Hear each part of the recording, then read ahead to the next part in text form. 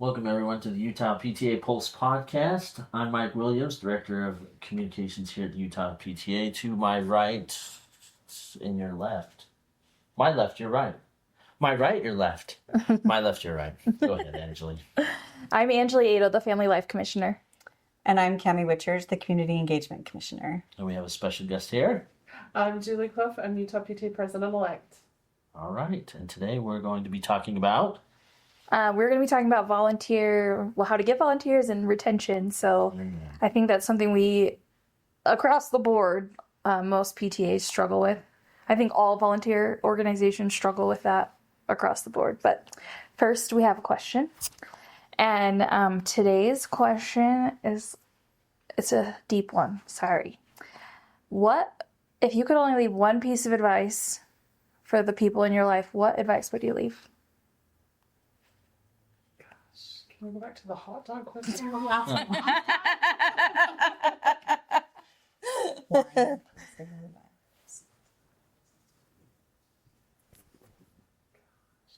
so hard.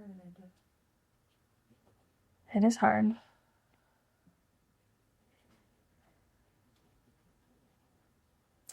mean, the one thing that comes to my mind right now is build people up and help them be successful.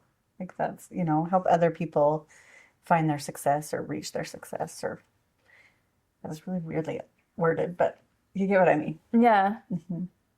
I kind of felt like relationships matter. They're more important than getting the best job or,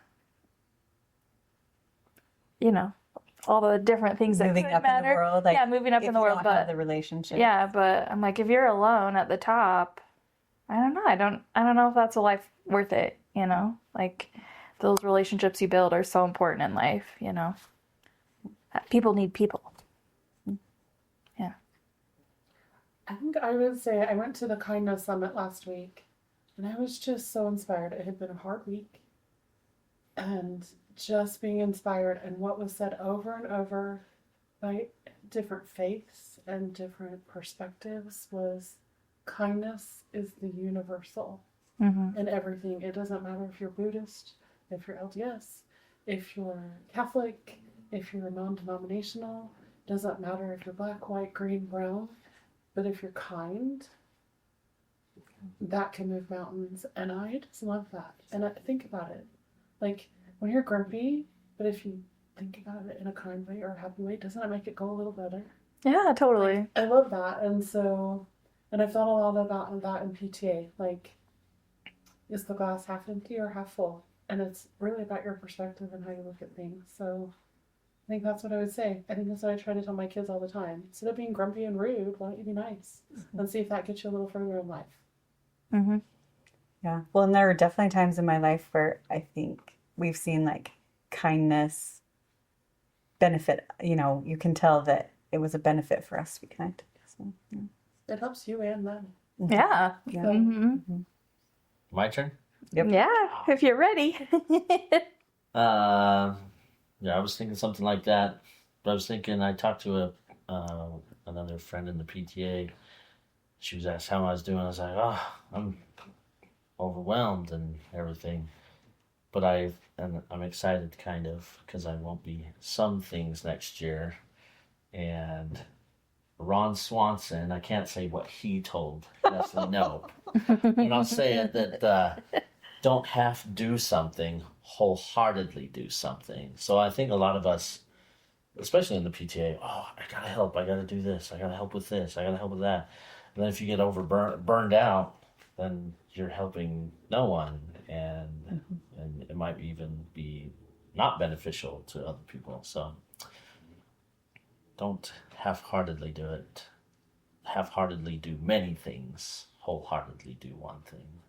So, yeah. Well, I think that's why we all want to be in the PTA, is that we're all passionate about kids and their success, and we do want to, we all sign up for all the things because we want everything to be good and successful, and we're like, I signed up for way too many things. I've definitely overextended myself.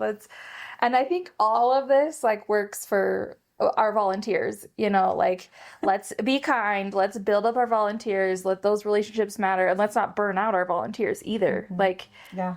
I think it all goes with I was PTA. thinking the same thing. I was like, wow, you guys, that was like, okay, end the podcast. Yeah, like it's over, we're good. Do all those I things. think another thing we could tie into it is it's okay to say no. Yes. Yeah. It is. And you have to be okay with somebody saying no. And I'm a firm believer, if it's meant to happen, somebody's going to step up and do it, and it's going to be an important thing. And if it's not, maybe it's time for a new tradition that Yeah. gets better. Yeah. And change is hard. Yeah. Change is so hard. But sometimes when you're not getting the volunteers that you need, that's a good perspective to have and go, I wonder if that's actually what we actually need. Yeah.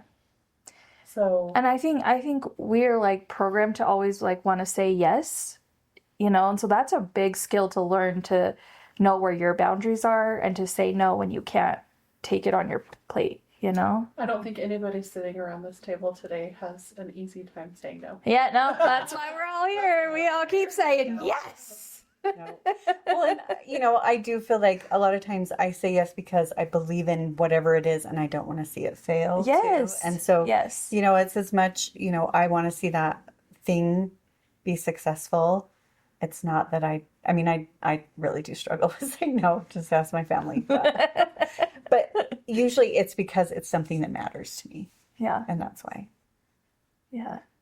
My friend was telling me today that their PTA is really struggling with, you know, getting volunteers for activities. And I said, well, go back to the drawing board. Like, if people aren't wanting to volunteer for the activity, like maybe they don't want to have the activity.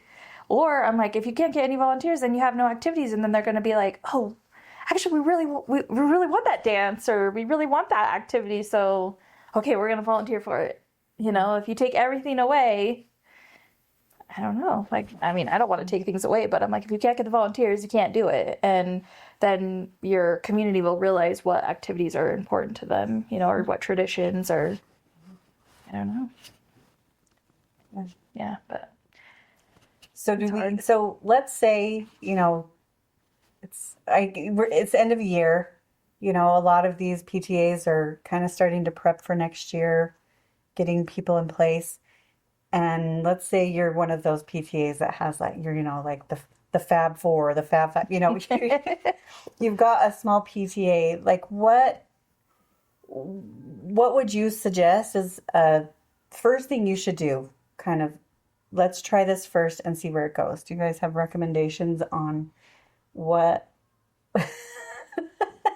what you would suggest to this PTA just right off the bat? Like, how are you going to get more help? How are you going to get more people?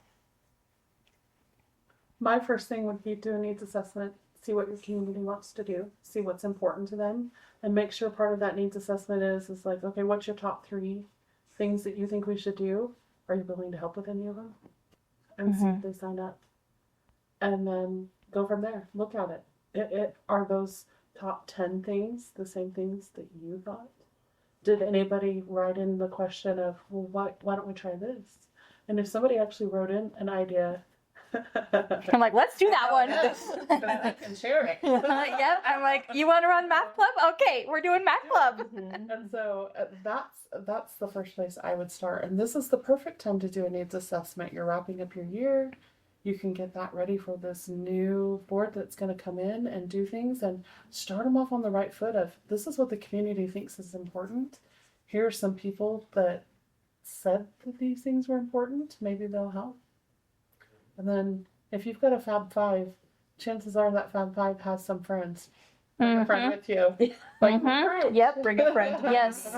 Yeah. I always say like a personal invitation goes like way more than just like, you know, a sign up genius or an email. Like, and sometimes you have to keep asking. Like, I think about my friend, she's a VP over fundraising right now, and we both have little kids, and she was having another baby, and for her it wasn't the right time to like get more involved with PTA. But now that her kids are a little bit more grown, she was like, okay, now I can step in and do that. But we just because she said no the first time didn't mean that we like left her in the dust. You know, she was still like on our radar, and we were like, hey, we'd love for you to help with this small thing, and then when you're ready, maybe a bigger thing. And you know, so like, Being sensitive to the time and season and what they're able to do. yeah.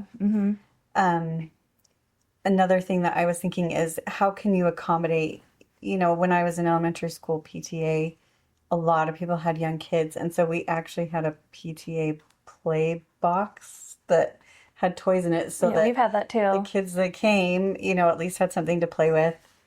Sometimes it got a little noisy, but you know what? That's who we're doing it for, are these Yeah. kids. And so I think it's okay to have a little bit of noise and to have people feel welcome even with their kids there, I think is important because that's who we're doing it for. Yeah. So Love that. I ran into someone yesterday at the store who had been my secretary when I was an elementary school president.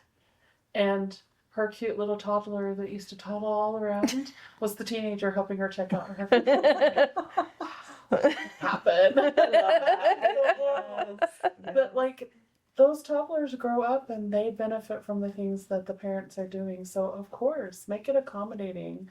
Like PTA meetings gets too serious sometimes. Why not have some kids playing and running and having fun and reminding you who you're doing this for? And hopefully they don't grow up and hate PTA.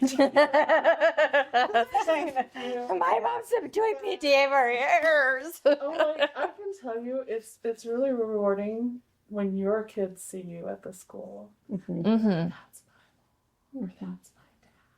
And for some reason, dads are a lot cooler. Oh, totally. They're just like, ooh, a dad. No, I feel like a male walks in and like the whole dynamic of everything changes. And I'm like, hello, I've been here the whole time. And so it's cool when your kids are like, that's my mom, she's here. But it's even cooler when other kids are like, it's the PTA lady. Yes. I loved that. when you Yes. find a superstar in the grocery store. Yes. It's like, I'm like, that's why you volunteer in elementary school, because when they see you, you're like a superstar, you know? I'm like, oh, I was having a rough day, but now it's great. Like, We had a little kid at the elementary school when I was there. He went into the principal and said, PTA lady needs to have an office. She looks really lonely working in the library all the time. The principal thought it was funny, but I still worked in the library. you're like, you're right, I need an hard. I office. sure do. That'd be awesome. That would be great. Oh, I love that so much. That's so That they cute. noticed that even. That's really cute. That's awesome. So you did mention a needs assessment. So what if they're struggling? I'm just going to be the devil's advocate today. Love it. It's okay. But how do you get people, oh, sorry, I'm like touching my microphone. How do you get people to fill out a needs assessment? Like, what are your suggestions on even getting them to turn it in or, ways to send it out? What are your thoughts on that? You guys know me. But you know my answer. But they don't. I love Google Forms. I was just gonna say, I love Google Forms. I love SurveyMonkey too, but I think Google Forms is a whole lot easier. I taught a needs assessment class several years ago that you can find on utahpta.org under PTA University, and it kind of walks you through how to do a needs assessment. And if you email me at the end of it, I will actually send you a copy of a Google form that has a needs assessment that has sample questions on it. I'm all about bribing. 100%. Anybody who turns in the needs assessment that's willing to put their name at the end of it, I will enter them into a drawing, and I am not above and beyond going out into my community and asking for freebies.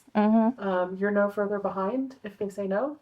But if they say yes, look at what you have. And so I live in a very generous community, and I've never had a problem with that. And so you have 5 or 6 things, and you give away the freebies. Most of the time, if you make it quick and easy, people will do it. Like, they care. Parents care. Yeah. They want what's best for their kids, and they want to be involved. They may not have all the time in the world to be involved, but they do want to be involved. And sometimes even just a survey, that gives information, and that's valuable. So that's what I would say. It's been many, many years since I actually went to a school that actually sent any kind of paper home. So I don't even know how that works anymore. But I guess you could try it if that works for your school community. Social media is pretty powerful, and you can use polls now on social media. Sure. And you can link to Google Forms. social media is powerful. That's where people communicate. Like, I think it's hilarious that my kids sit in the same house and communicate on social media. Mm-hmm. Yeah. So it's powerful. So use it, Mhm. harness it, and then just be happy. Sometimes quality over quantity is where you Mhm. find your success. Yeah. So if you get 50 surveys back, hallelujah. That would be awesome. I don't think we ever If you got get 50 20 surveys. back, that's great. But if you've got a board of 20 people, all of them should at least be turned. I know, right? I'm True. like, Unless you should have all